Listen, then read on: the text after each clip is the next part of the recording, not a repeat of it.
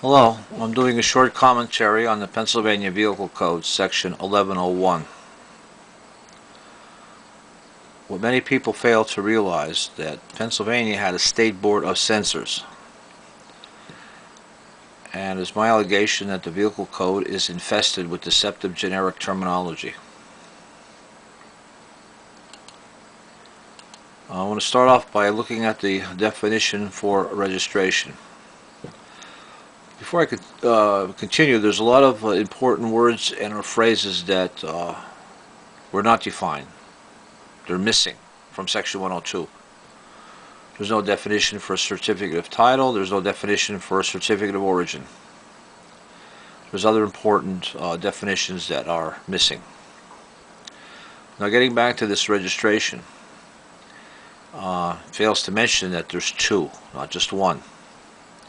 But anyway, they define it as the authority for a vehicle to operate on a highway as evidenced by the issuance of an identifying card and plate or plates. Now this is Section 1101, Parts A and B. Well, prior to 1919, this would have been legal, having two separate Parts A and B. Because prior to 1919, the Commonwealth, that had direct jurisdiction over vehicles, had its own vehicle code and was allowed to have two separate registration processes. But after 1919, when the federal government preempted the state, that's when Parts A and B were to be merged into one. See, what was happening, that the federal government was confiscating your vehicle's property because it needed to be in possession of the certificate of origin as a bearer bond, so it could use that as collateral to borrow money or pay off its debt.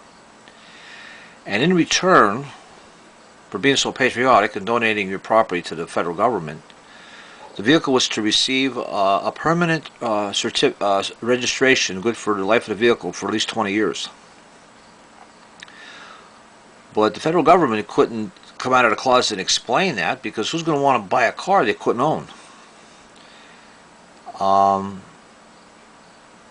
So they needed you to buy into the illusion of ownership, which made it easy for this trust fraud to be perpetrated.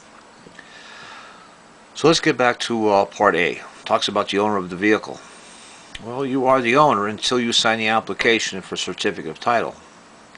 That's when you are surrendering the certificate of origin, and you're surrendering ownership of the vehicle. So in that respect, the title is the confiscation receipt, proof that the vehicle was confiscated, and or the certificate of origin. And then you become the registered owner.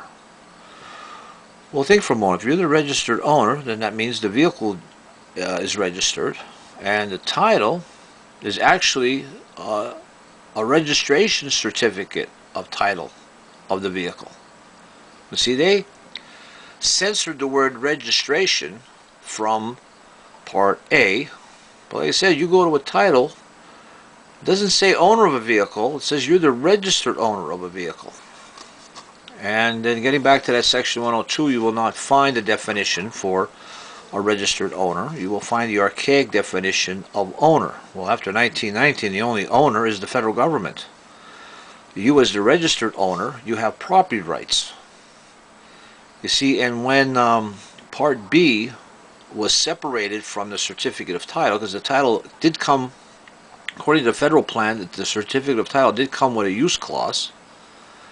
But after the use clause was separated, when they created Part B, the title becomes an occupancy permit where you are granted property rights as a tenant to occupy and possess the vehicle as a tenant. So now getting back to Part B, the word registration. Well, this is when you're filling out another application form, and this time you're asking the state to assign the vehicle a number that you got to pay for annually. Now, when it comes to like even the certificate of title, it comes with a companion, because the certificate of title is linked to the VIN plate that was pre-attached to the factory. And just like with the state-issued license plate, it's linked to what you call the registration card as a companion. So you're asking the state to issue the vehicle a number that it doesn't need, because after 1919 the vehicle came with the number. Now, if you're buying a vehicle new, and let's say you're going to buy a vehicle without getting a bank involved, you're filling out two applications at the same time. You're filling out the application for parts A and B together. So they even use the word owner in part B. Like I said, once you sign these application forms, you are no longer the owner. You are become the registered owner. I can't stress enough that registration is confiscation by proxy. Now, there's a smoking gun in all this. This is a plate issued in 1920, and it's a plain Jane plate. And what I can show you is that there is no tax stamp, and this is the smoking gun of the trust fraud that was committed when you compare the plates before and after. For example, starting in 1910, the plates came with a tax stamp, and this was the origin of the VIN plate as you understand it. And that was going on for a few years until 1916, when that separate metal tax stamp was removed, but this area is embossed. You can still see the three holes where the rivets used to be. But now, what they did, starting this one here is more prominent.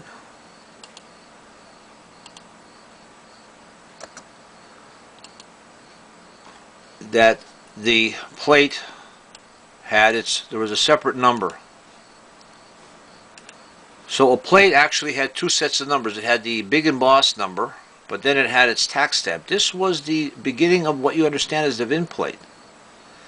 But after 1919, this number was taken off the plate and put on the vehicle itself.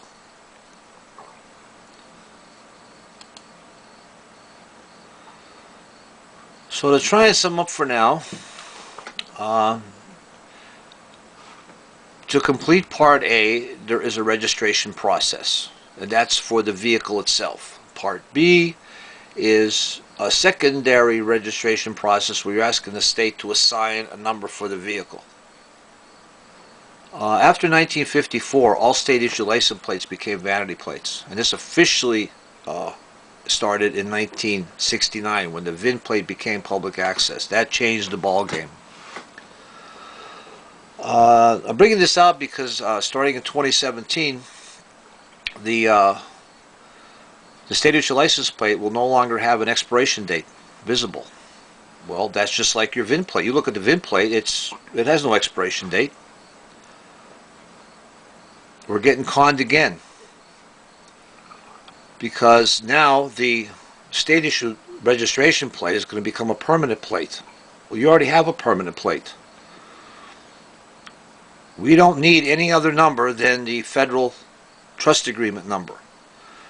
So it's time you invoke your rights under the federal trust agreement of 1919, because the only registration card your vehicle needs is the title, and the only registration plate the vehicle needs is the VIN plate.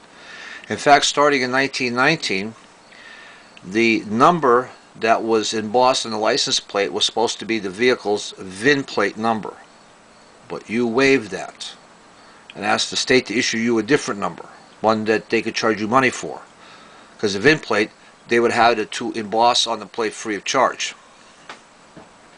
It's time if you don't own the vehicle, well then it's time to invoke your benefits, that you have permanent registered status.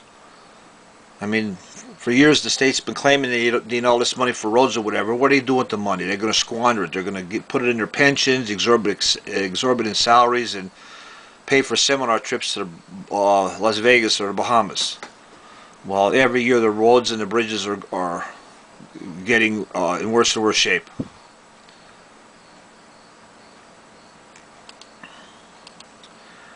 Yes, to me the boys in Harrisburg are professional liars, and they are masters at deceptive generic terminology.